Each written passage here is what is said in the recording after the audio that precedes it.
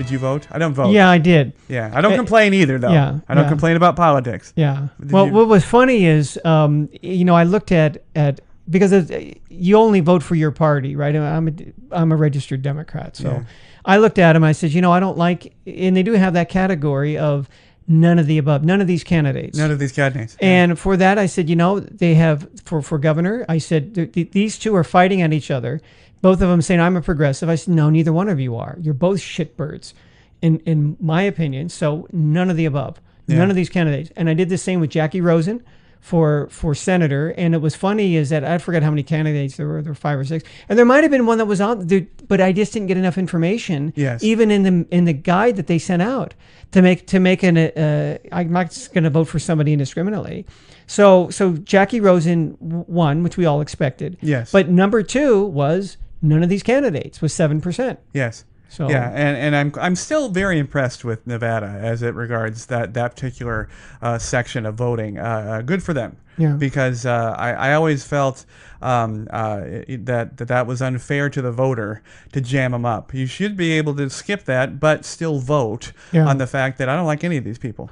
Yeah, and they didn't have one of the races. They didn't offer that option, and I said no. So they said you skipped this one, right? And I said I know, but yeah, it's there's an individual running for governor, Sisolak. Yeah. And he was involved in a terrible affair with a good friend of mine. Yes, I know what that is. The tower. Yes, the tower, the giant penis, it was a terrible situation.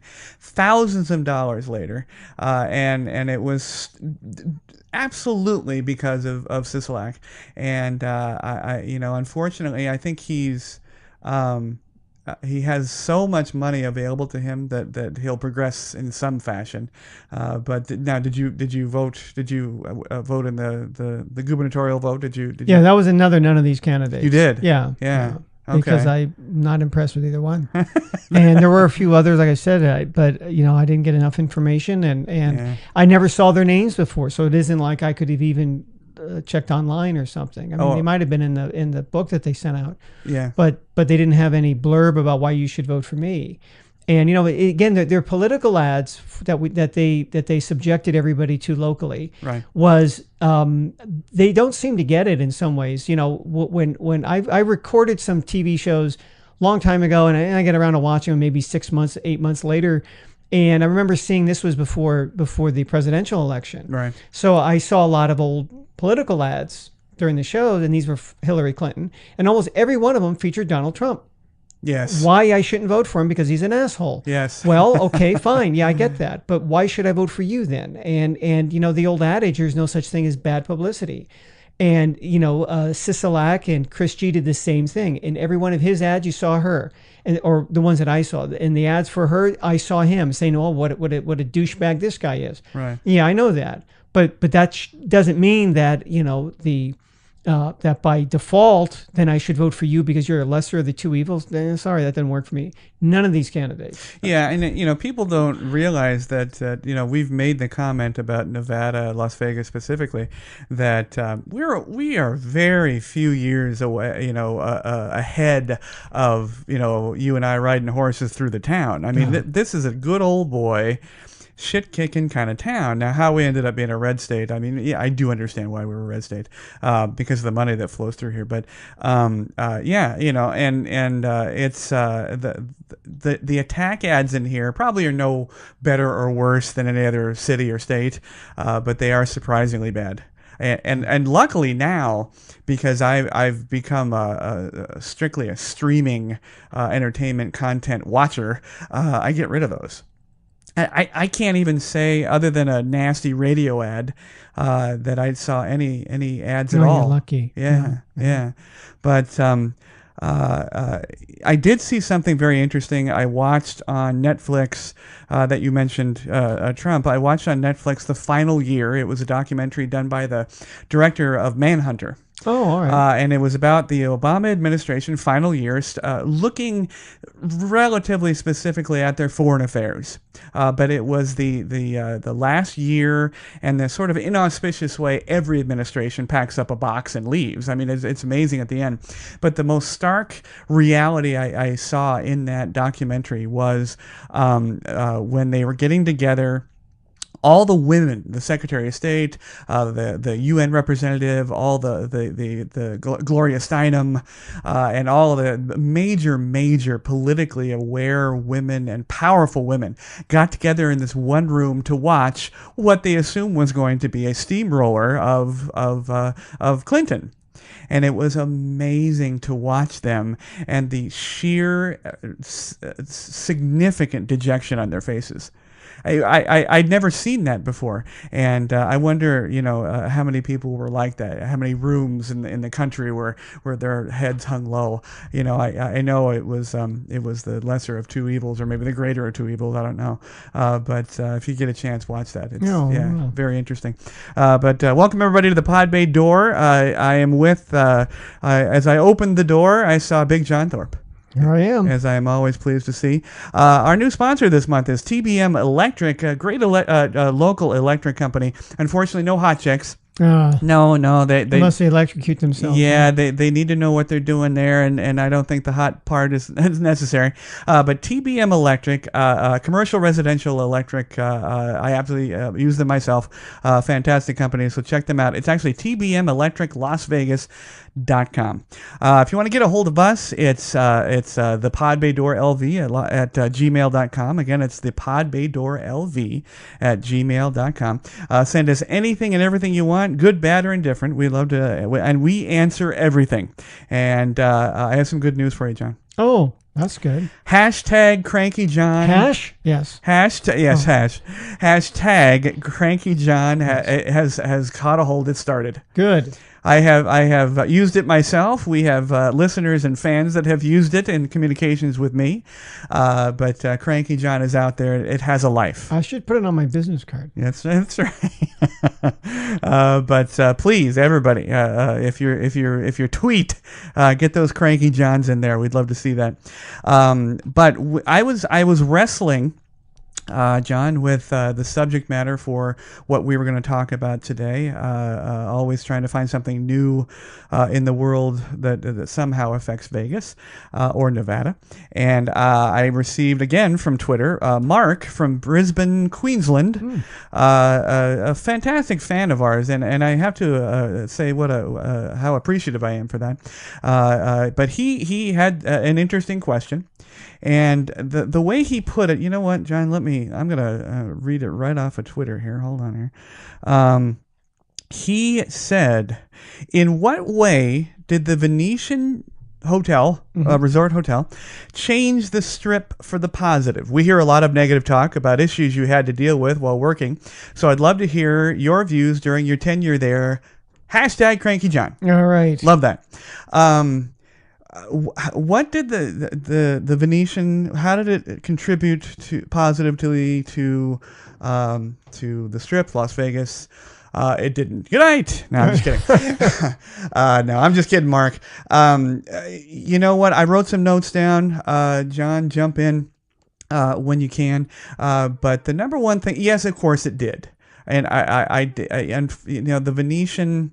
We talk about its corporate influences, which is unavoidable. Yeah. It's a business. Yeah, that pretty much was, what we experienced, we would have experienced at the Bellagio, the Mandalay Bay, the Paris, anywhere else. Yeah, absolutely. Absolutely. And so that aside, we all, we have to accept that everything here in Las Vegas has to make money. Las Vegas has to, we are superlative in making money, penny slots all the way up to the VIPs.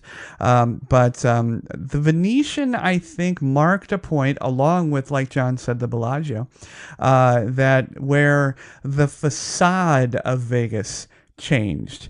We know it no longer was just this big box casino where you walked in and you played, you had fun, you had a buffet, and you went back home. Hopefully, you pushed and went home with the even amount of money. But the Venetian changed things, in my opinion, and I think for the better, regardless of what it represents as far as a business. Number one, I said, the architecture and the respect of this architecture for the historical significance of the iconic buildings of Venice. Yeah. In fact, I remember Adelson had even hired a historian for that. He did. So that those paintings on the ceiling, even though they're replicas of other famous Renaissance works of art, some of those are not as well known. And that the marble used actually came out of the same marble quarry as the Doge Palace. Yes, it did. But I mean, as John mentioned, a couple things right there: Doge Palace, Campanile Tower, the Bridge of Sighs. Bridge of Sighs was there. Yeah. I have to say, I as being a very fortunate traveler myself, I was just in Venice a few months ago, and the Venetian. To coin a term of today, kind of nailed it for one simple reason as far as it regards architecture and the historical parts. It's all in one. It's all there. Yeah. You look to your left, there's the tower. You look to your right, and there's the Doge Palace. And you go around the corner, there's the Bridge of Sighs. Right. And then there's the canal and the Grand Canal shops. And, whereas in Venice, there's this deluge of people, all walks of life, half of whom are trying to sell you something. And so you're knocking heads with people. You're trying to enjoy the reality of what you're seeing. And I have to say that it's more breathtaking than the facade of the Venetian, but the Venetian offers everything right there for the guest to see. And I would say that's the number one thing, in my opinion, that it added the appeal, curb appeal. To steal a term from real estate, you could go to the Venetian, not spend a dime, don't eat, don't gamble, don't see a show, don't do anything, and have enjoyed it. Yeah. If only for the visual nature of it. Yeah. And I think there was that period of time, started with the Bellagio, which I think opened like in the fall of '98, because we opened the Venetian in May of '99, early May, like May 5th, something like that. And that was followed by the Paris, the Mandalay Bay, and the Aladdin, pretty much in short order like that. So there was that new wave there.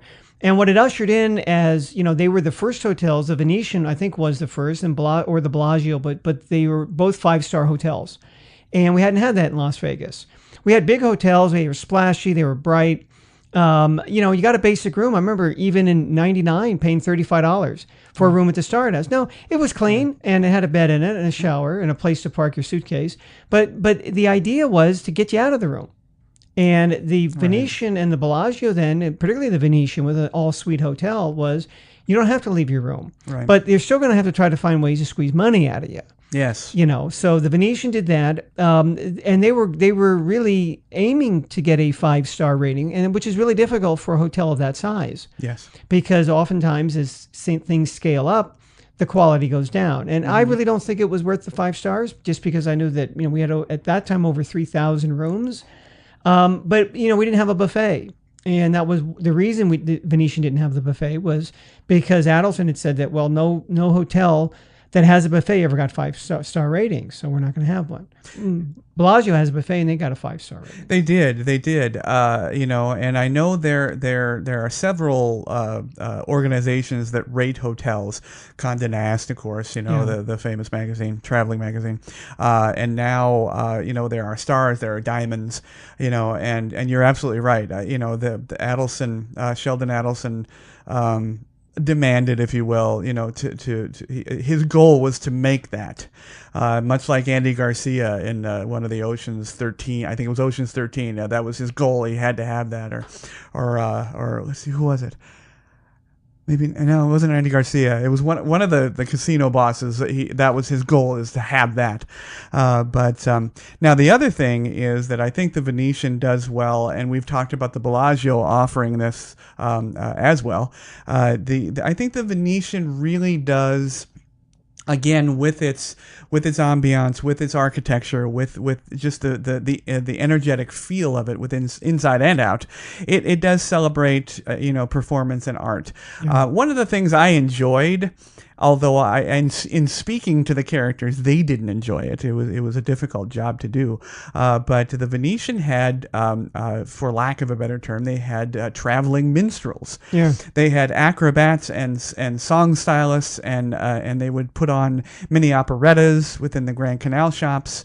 Honestly, the human statue, he's still there. the human statue is still there. He's actually one of the better ones I've ever seen. Yeah, he's really good. Yeah, and they had all of these characters, and it really led to the overall feeling of the Venetian as it regarded its attempts at comparing itself to actual Venice, because in Venice they don't have people singing and dancing and things that are actually well, they have street performers that aren't quite as good as you would like them to be.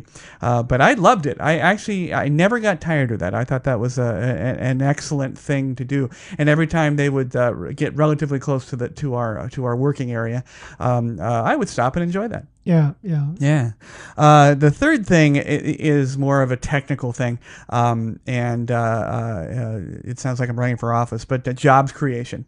Like John said, the 3,000 rooms when we started. I think there's over 8 now. Yeah, if you include the palazzo. Yeah, sure. if you can include the multiple towers.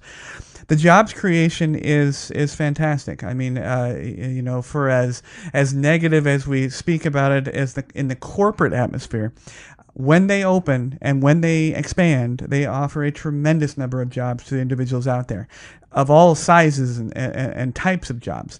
A lot of them are taking up housekeeping and culinary and things of that nature, still while battling against the unions. But yeah. They tried to unionize. Well, there was talk of unionizing concierge. Really? Yeah. Oh. And there were whispers of it when you and I were there. Yeah.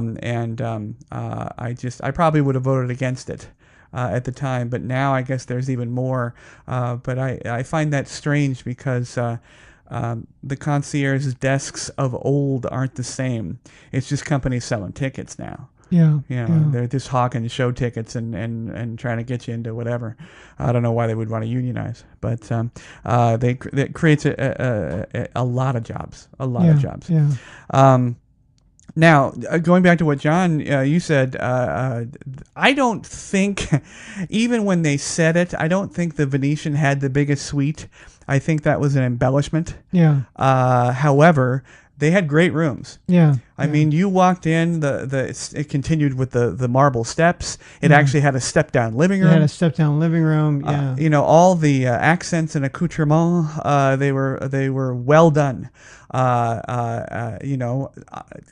Conversely, something that is extremely plain, if anybody, the builder grade, if anybody has ever purchased a house, you know what that term means. But builder grade, South Point, I've stepped it off, and they have a bigger room. Really? Nowhere near as nice. Yeah, I wouldn't think it would be. But it really it goes back to what you said, John. When you come here, do you really want to stay in your room? Yeah. The Venetian, if you want to stay in your room, it's damn nice. Yeah.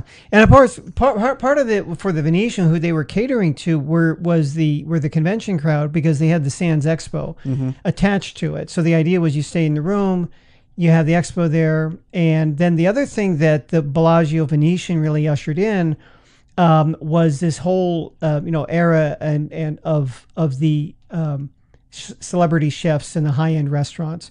It used to be, Las Vegas. I mean, yeah, sure, you had a couple of really nice places, but very often, I mean, and the buffets were often mocked, right? You see that in movies all the time. I'll have some of the blue or some of the green. You can play basketball with the leftover lobster tail because it's basically just rubber. What do you expect? Well, you get what you pay for, right? $4.95, whatever.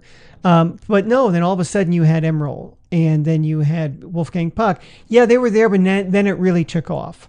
So you had those. You had several other big. You had Charlie Palmer, and you had Ariel over at the Mandalay Bay with the wine wall. Yes. So it became something that even if you didn't go in the restaurant to look at the wine wall and watch somebody scale it to get a bottle of wine that was, 150 feet off the ground. They've reinstituted. Well, they're sort of rebranding that, and the Wine Angels. They're called Wine Angels, Right? And they're at Ariol at Mandalay Bay, and the Wine Angels. You order a bottle of wine, and they sort of, it's not a bungee, but it looks like a bungee that takes her up there and gets the wine.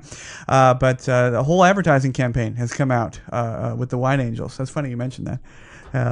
Now, the number one thing I say that the Venetian has done, and they didn't know they did it back in the day when you and I worked there.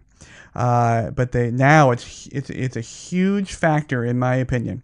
You have the corporate giants, Caesars Harrah's. You got MGM Resorts International. Yeah. You have Boyd. You have Stations, and all vying for your dollar, but all charging you more resort fees. Yeah. And parking and everything else. The Venetian doesn't charge for parking.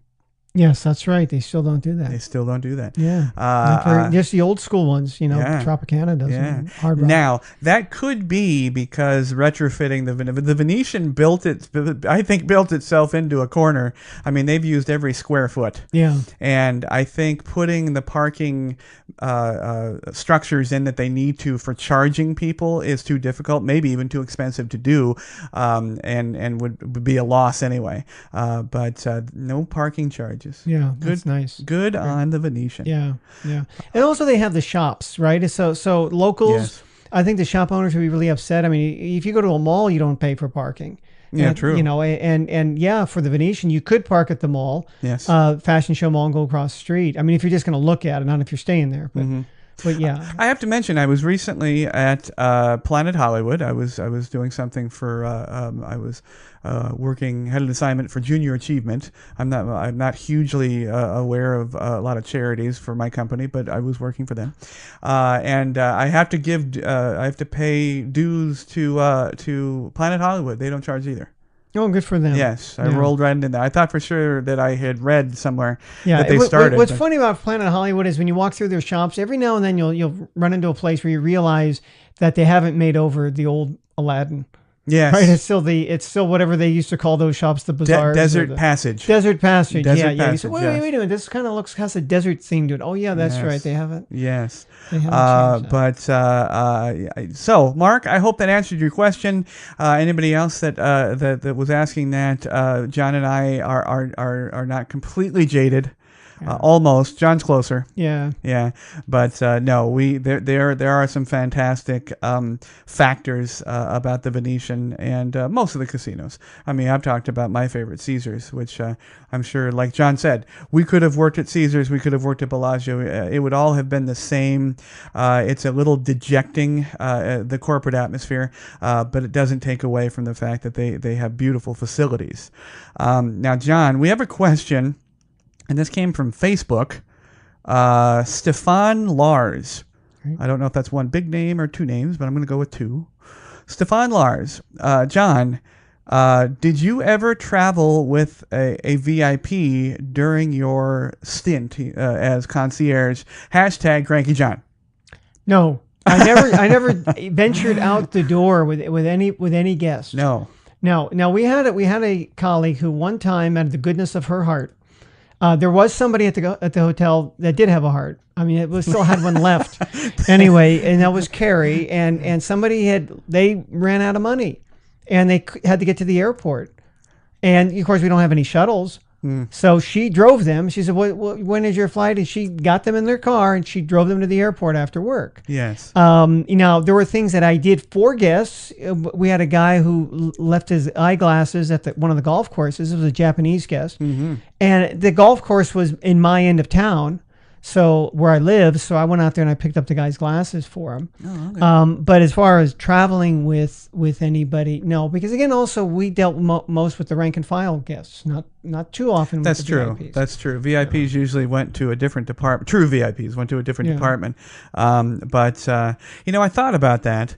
And much like you, John, I did a lot of, I tried to be as courteous as I could and helpful because the Lord knows I would want the same.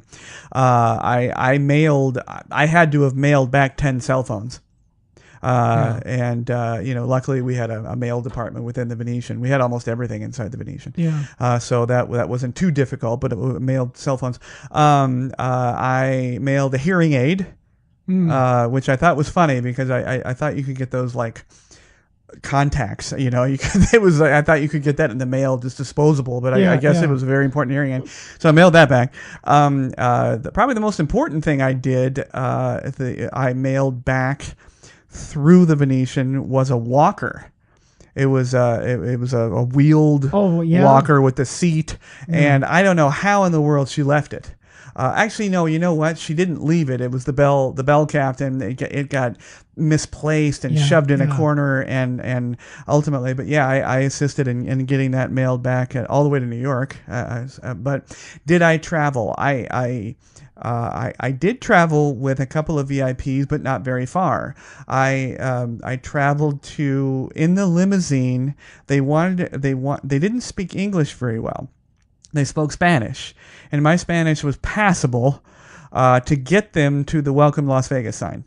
So I drove in a limousine with them to Welcome Las Vegas sign to take photographs.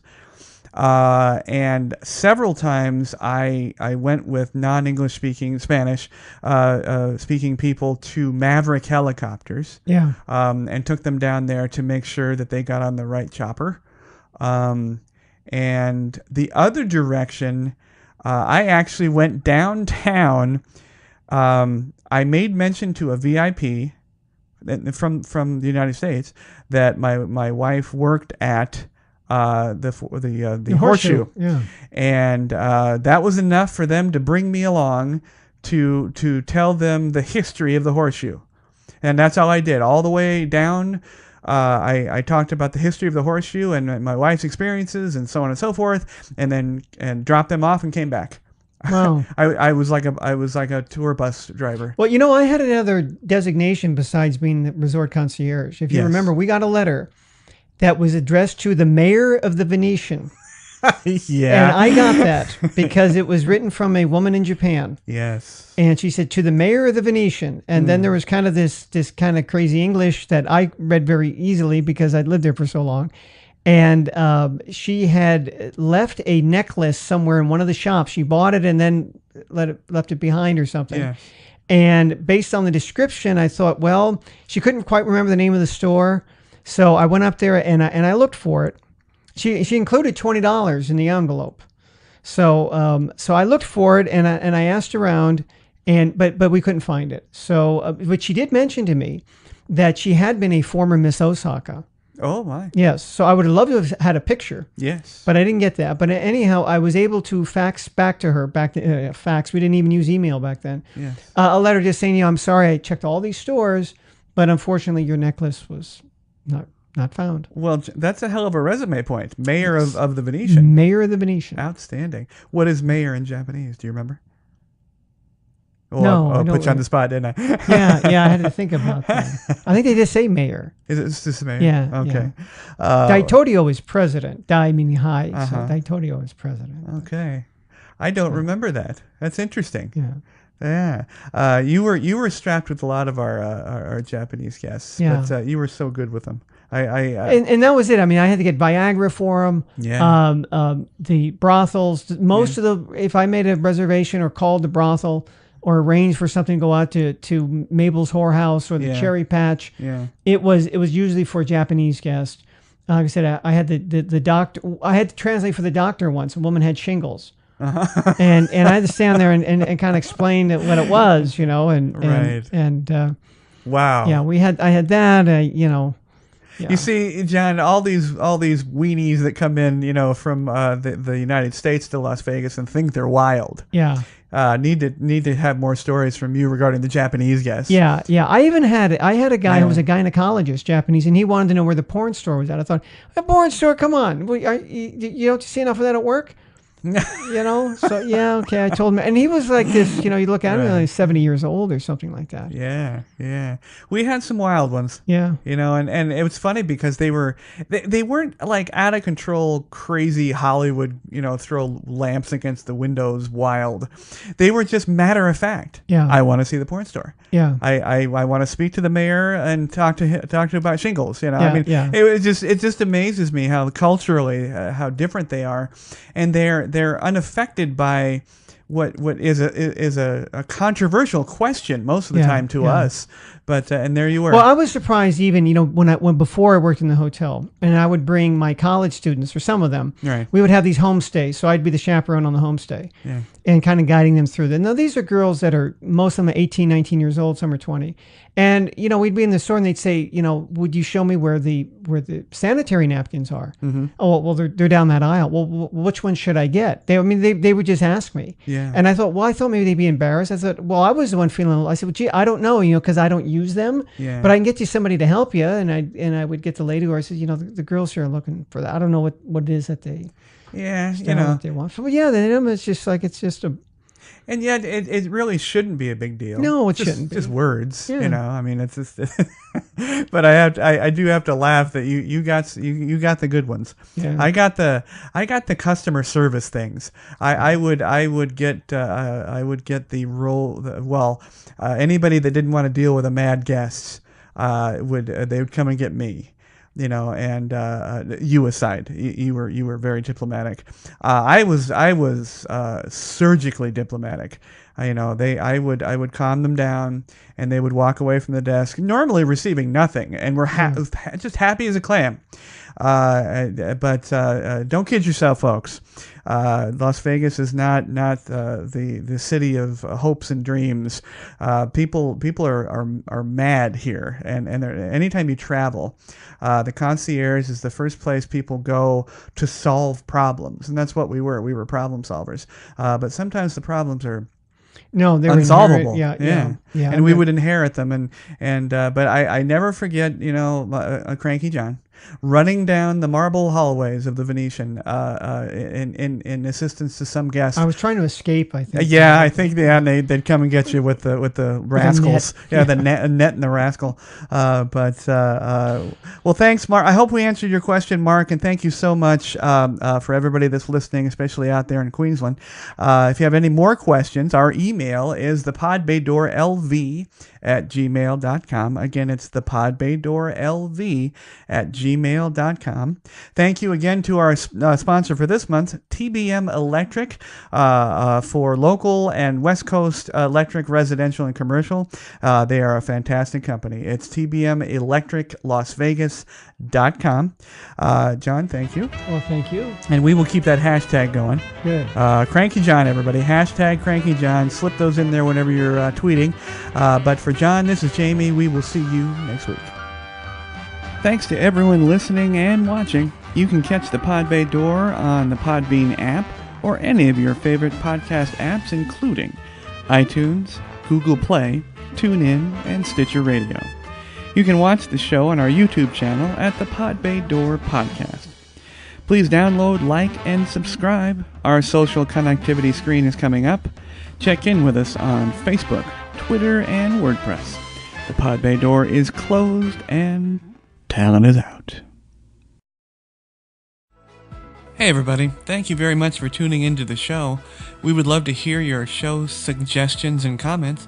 If you are watching on our YouTube channel, please click to subscribe. You can also connect with us on Facebook using @PBD Podcast, on Twitter using @TPBD Podcast, and on WordPress at thepodbaydoor.wordpress.com.